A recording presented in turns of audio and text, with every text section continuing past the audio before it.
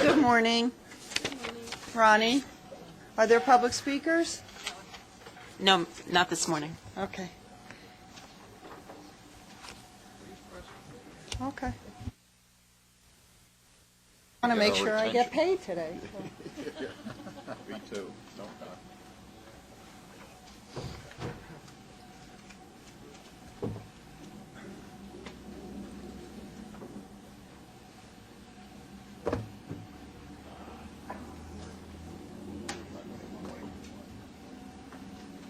I'd like a motion for the, to approve the minutes of the January meeting.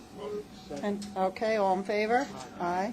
There are no changes to the Capital Construction Committee work plan. However, we hope there are some changes to the project statuses. Michael? Yeah, I concur with. Statuses? I concur with that. Before I move into the project status report, I would like to take this opportunity to actually tell you about an important outreach effort that our project executives and their staff are involved in, and that really highlights their dedication to their profession. Many of you may not know, but last week was the National Engineers Week, and as part of that, in that spirit, they will be visiting classes in 6 high schools throughout New York City, at least one in each borough, to talk to students about what engineers do and the wealth of opportunities available to them in this field. Now is really the time, right? We all know how important it is to encourage students at a time when they're faced with decision about their future, and I truly commend my staff for doing that. That's a great thing. Let me start the project status with the one that we all hold very dear, the South Ferry. Last month, during the testing phase, it was determined that in some areas the gap between the platform and the train exceeded the federal ADA of a standard of 3 inches, and the slight curvature of the station didn't make it any easier, adding a challenge to that. I am happy to report that it was fixed. The new rubbing board arrived, and it was installed during the week of February 9th. Test trains were brought in last week, and late on Friday, we were able to report that we comply with the federal ADA. I also have said to you last week that that will cost around $200,000. The total cost ended up being $150,000, plus or minus a couple of thousand. Yes, sir. We have not yet determined that. We're carefully looking at that, and if it was a contractor error, we'll recoup the money from the contractor. Okay? So Definitely will. But I would not want to jump the gun and throw anyone under a bus before we know that it's deserved. Right, not one of our buses, actually, I'm reminded. While the ADA effort was underway, we took time to complete some of the additional finishes and to further complete our leak remediation efforts to avert any potential concerns regarding the readiness of the station for customer service. As you may recall, the station is built on the high water table, which makes it more susceptible to water infiltration. And needless to say, this has been and is an engineering challenge, but is under control, and we are planning to keep it that way. The leaks are being addressed in 2 ways, either through grouting or repairs such as improved drainage by managing the water discharge.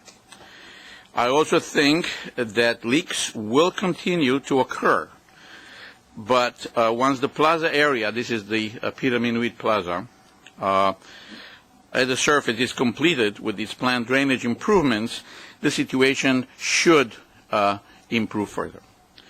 We'll ensure that our efforts have been successful, because the most important priority is really for us to have a station that will be utilized by our customer and enjoy.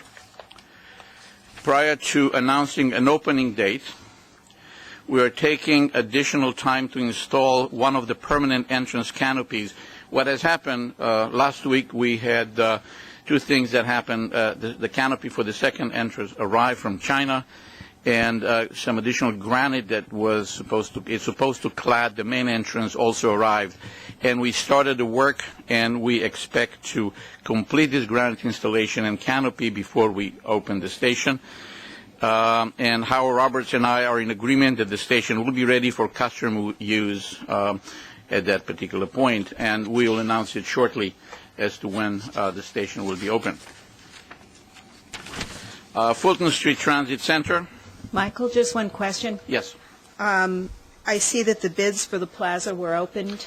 Yes. Is there anything you could tell us about what we're seeing with bids this year in terms of costs? Thank you for asking the question. We had 7 bids, and in effect, the top 3 to 4 bids were really just in line with our engineer's estimate. So at least that did happen. We have yet to made an award. The low bidder is claiming an error, and they may want to withdraw. We are not sure yet.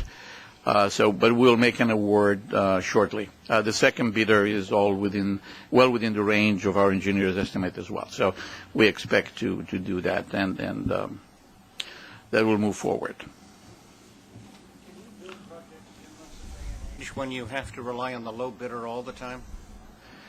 The answer is probably not, particularly when you have projects that involve specialized skills, and the TBM is one of them. The digging tunnels is a specialized thing.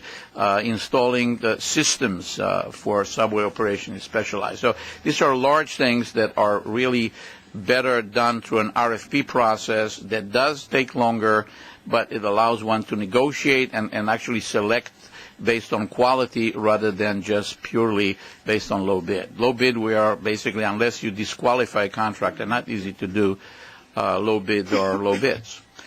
This type of projects are low bids. Normally when you have a very well-defined project, you can do low bids. Once you start having variations, you're better off through an RFP process.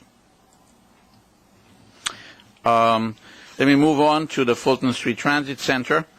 At this point, we're continuing to work closely with the governor, speaker, and the congressional delegation to on the use of the stimulus funds to finalize the design of the transit center building and complete the project.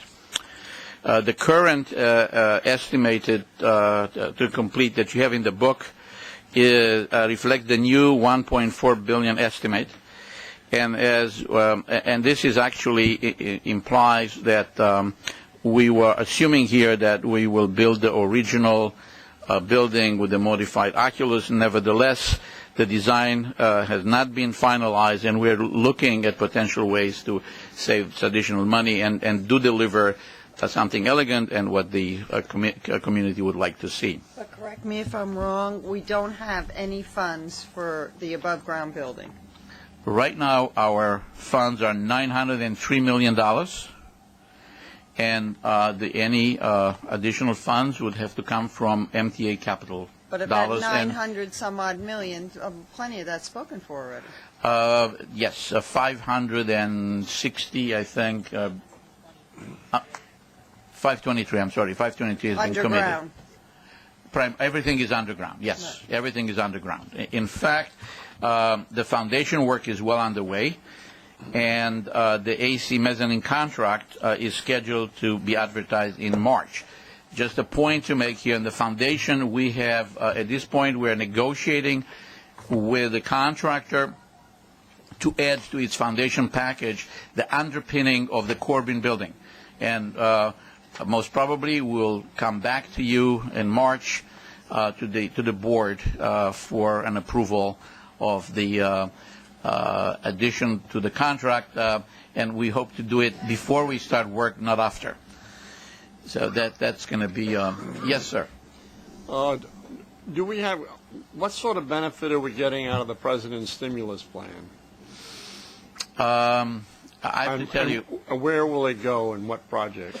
we do not know at this point. This is really being negotiated, and I cannot speak to that. I quite frankly not even have the proper knowledge to speak about it at this point. I mean, we know. Excuse me. No? Yes, Jeff. Yeah. I had some more questions about that, but go on.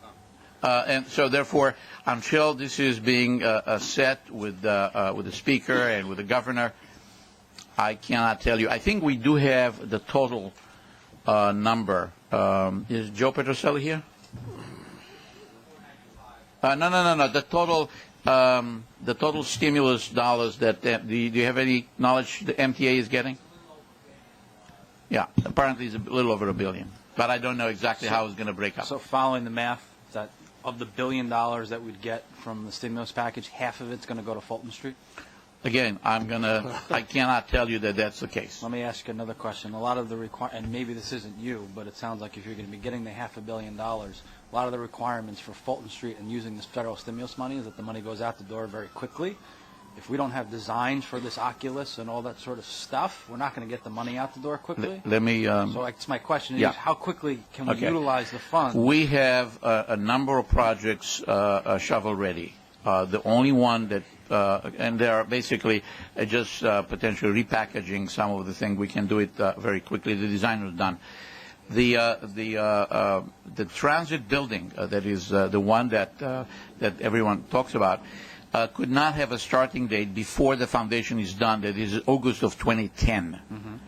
So, but everything else can be done by that. We have designs done. We are ready, and if we get the money, we will bid it out. But the money's going to be used for, I thought the money was going to be used for all the over stuff. Is that not? You're going to swap some stuff out? You can Is that always swap some stuff. You can do it now. You can put some money later on. I would suggest that we need to be very careful about that. We're going through the same exercise internally for city resources, and it is a very difficult, challenging thing to do, is to make sure you're not supplanting, especially with overall transportation language, and you're actually providing a benefit. We are absolutely correct, and we are not. In fact, we have right now $903 million that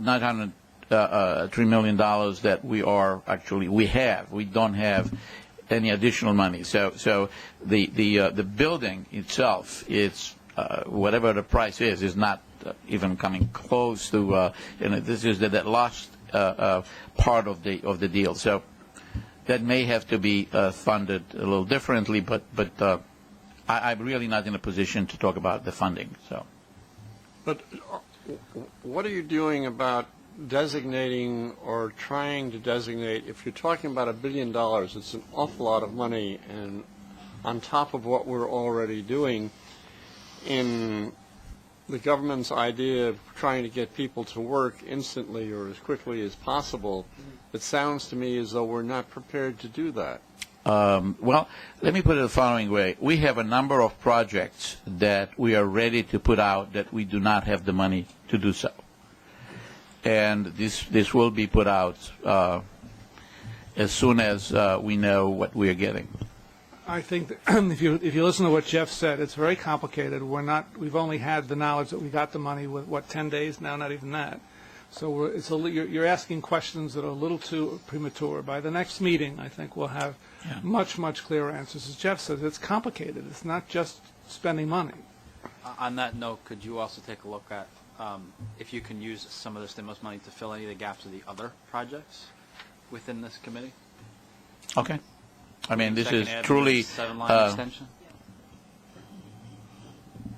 Yes. We'll take a look at it.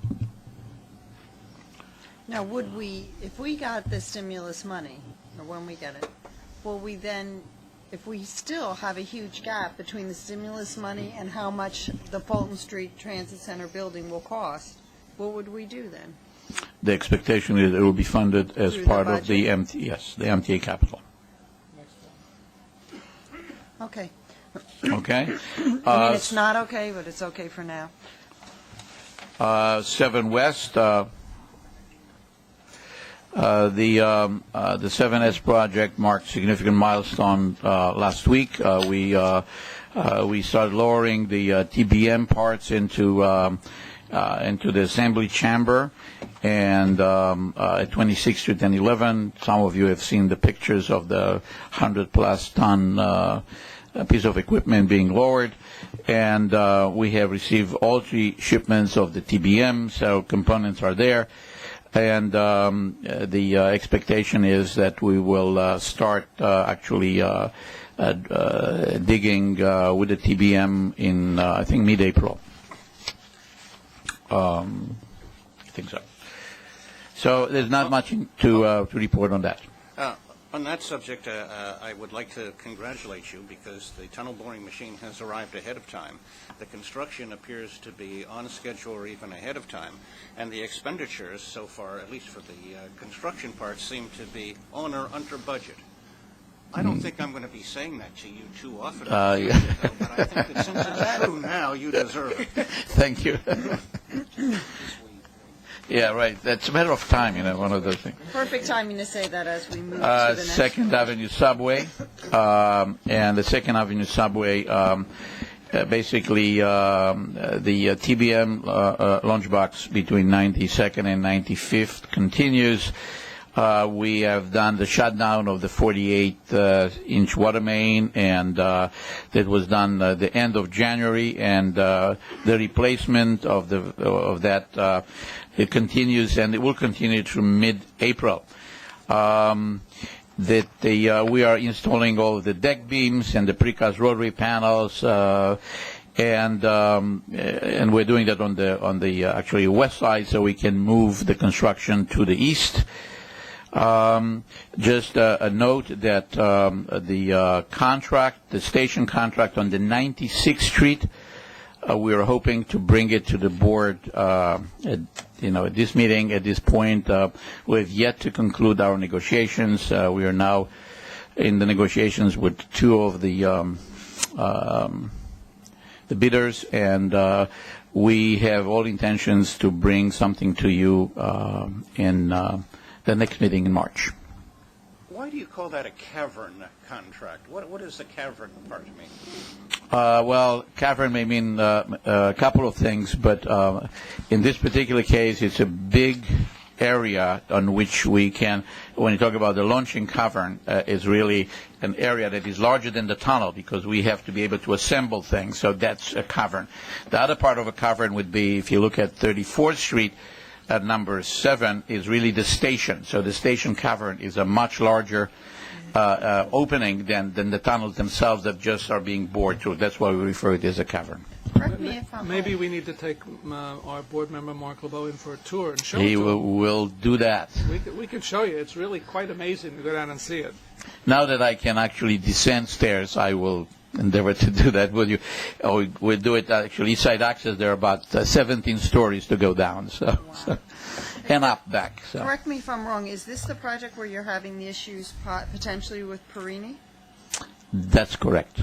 And can That's you tell correct. us a little bit about what those potential issues are? Well, the potential issues I would rather not discuss because they are really they are somewhat of legal matter. But yes, we have some issues that popped up between the time that we actually finished the negotiations, and I will let Ronnie to comment on that. Our lawyer. The way we would normally handle that is bring you a staff summary that lays out a summary of the negotiations with our recommendation for award.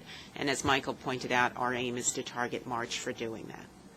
But any of these issues that I understand, if they're legal matters, they can't be discussed in public hearing, do they potentially, could they potentially have an effect on the project, on the schedule, on the finances? At this point, it's a matter of finalizing the negotiations, and because it's an RFP, we have a selection committee process that needs to make a recommendation to award. Okay. One other point on Second Avenue, we have basically incorporated FDA's comments into an environmental assessment for the location of entrances at 72nd and 86th Street, and we have resubmitted the documents to FDA, and we are keeping the community board and local officials informed as to the efforts in advancing the project. You even discussed in the pre-meeting, sort of as a result of the mayor's comments about Second Avenue subway, you discussed in the pre-meeting about having even more communication with the tenants there, Right. landlords. Well, what we expect to do going forward is actually to institute walkthroughs. That means instead of just sitting in a room that people get together and they just express dissatisfaction with what we do. We want people to actually touch the project, be out there, and what we're going to do, we institute tours, so therefore people will be able to point out, if they have an issue. I can't say that we can solve all the issues. Unfortunately, construction cannot be done without disturbing the streetscape, so that's what is happening. But at the same time, we'll try to make sure that people's concerns as far as the maintenance of the site in terms of the cleanliness and order and signage and all of the things that normally pop up as a concern will be addressed and will be monitored on a monthly basis. Okay. Now let's move to Eastside Access. Eastside Access, some time ago, I think that you have heard that we had some accidents on site. Let me tell you that we have gone over 150 consecutive days without a lost time accident, and that is extremely good. Our negotiation for the Queensboro tunnels and structure continue and we are on schedule to meet our commitment to come to you in April for an award.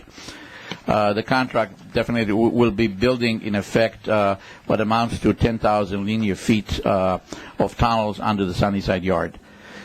The other things that are important to understand is that the other crossing that's under Northern Boulevard, that RFP is due back to us March 26th, and we expect going to the other side into Manhattan to award the Medicine Yard clearance contract by March. Other work is ongoing in Medicine Yard, including early work for the excavation of the escalator ways under the shafts. And this is something that's quite important because we have to start making the connection between the platform and the concourse. I think with that, I'm done.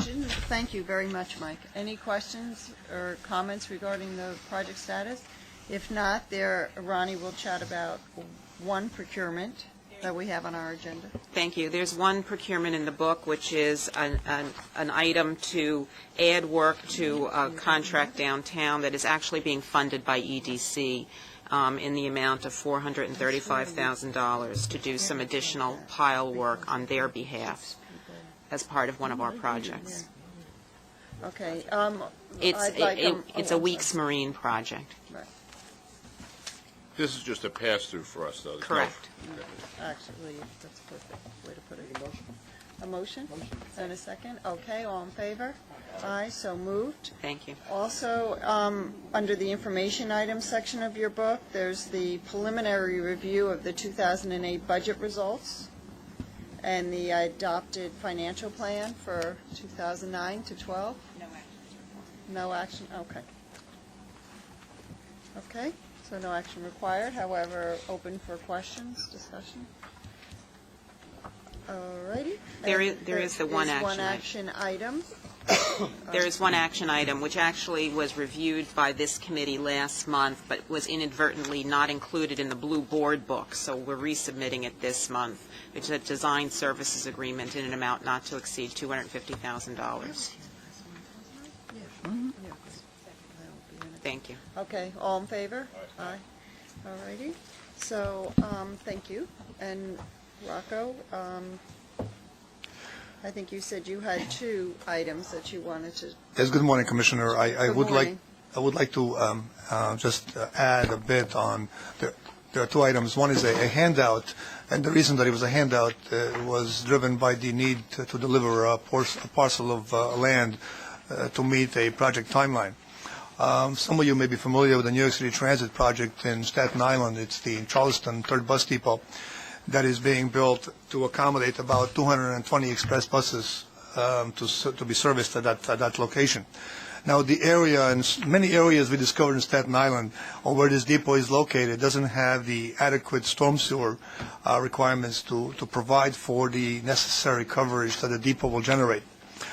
In order to provide for that service capacity, New York City Transit will install a storm sewer that will run along something called Arthur Kill Road and then down Allentown Lane to Arthur Kill Waterway. What we discovered, however, is that when looking at the Arthur Hill roadway, which is very similar to Allentown Lane, they both appear to be streets in use and in actuality. However, Allentown Lane is only a street in use, not actually a city-owned street. It's in fact owned by the adjoining property owners. When we attempted to secure permits to install the sewer, we needed to demonstrate that we have the right to those streets and the easements necessary to install the sewer. In order to meet the timeline, what we decided to do is pursue, if necessary, condemnation. In order to achieve that, on February 12th, we held a public hearing in Staten Island. The MTA hearing officer presented the beneficial use, the scope, and the need for the project. There were 4 public speakers at that forum. One of the 4 submitted a written text. None of the 4 spoke against the project. In addition to that, we left the public hearing record open until February 18. No additional submissions were received. What we would like to do now in order to move the project forward, just to tell you, once the sewer is complete, the city will revert back to its prior use and it will become an active in-use street. What we need to do here is to secure board approval of the attached determination and findings, which will authorize the staff, if necessary, to condemn the easement rights. Did you give notice of either public hearing personally to Mr. X? Based on the results of the public hearing, I'm not sure. Well, there were 2 on one night, I remember that. That's clever of him, though, to bring that to our attention. Whose property is it? That's my question. Are there any businesses or residences? There will be no impact to any residences, businesses, and so on. It is a street in use. Right. The ownership runs typically in these situations to the middle of the adjoining owners own up to the middle of the street. Right. But from all physical appearances, it appears to be a normal city street. Right.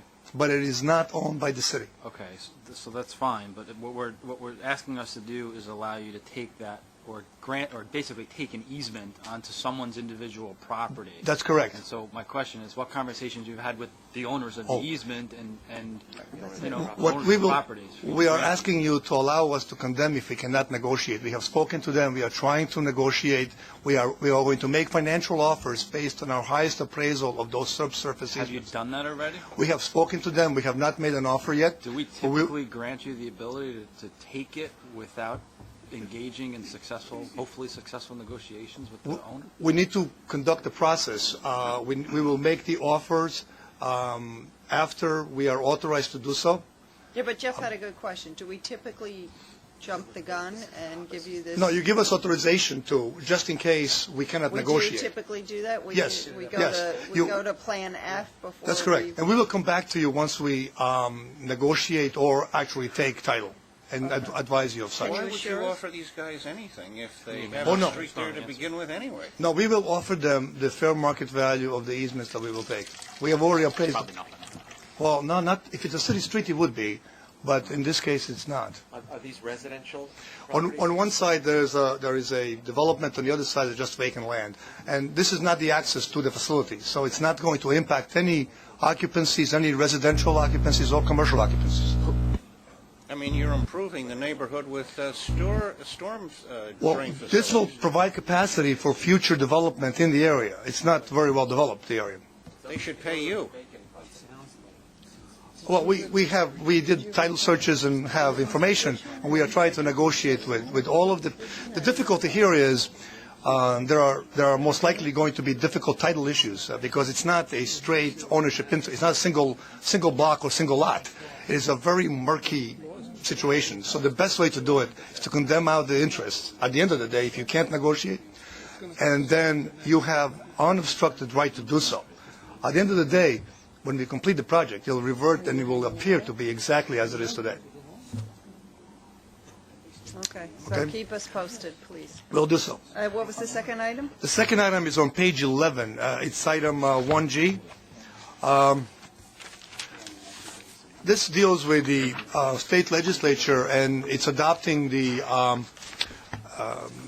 into law, and the governor actually signed into law in 2005 a amendment to the Public Authorities Law, which obligated the state authorities to adopt guidelines relative to disposition of its properties, either through sale or long-term lease. Now, every year since 2006, some of you may recall, we had provided you with the guidelines. In addition to that, the Director of Real Estate was designated as the disposition officer. Now, the law requires that every year these guidelines are reviewed and approved by March 31st. Upon the approval of the guidelines, we submit them to State Controller, and we also publish them on a website. So they're publicly available to anyone who is interested. Now, you may have received them, they were distributed. If you don't, we do have them in the office and we can share them with you. Now, what we would like to do is the board to adopt the resolution that is attached to the staff summary, which approves the guidelines, and also ratifying the appointment of the Director of Real Estate as the disposition officer.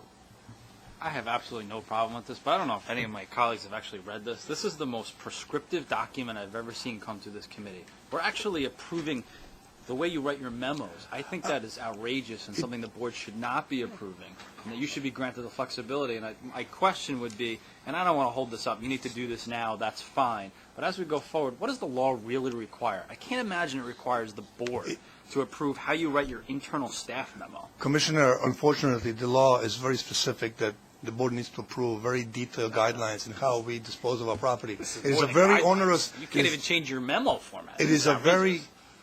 You're absolutely right. It's a very onerous and difficult process for us to adhere to, but we have no choice. I compared this one to the last one, and I saw hardly any changes. But what was the licensing out change? There were no changes, Commissioner, but we need to have it reviewed and approved every year, nevertheless. But there was some change in licensing out, but I didn't even understand it. Was there no change no there? Changes. I couldn't even find it. Not this year. Not this year, Commissioner. You're correct.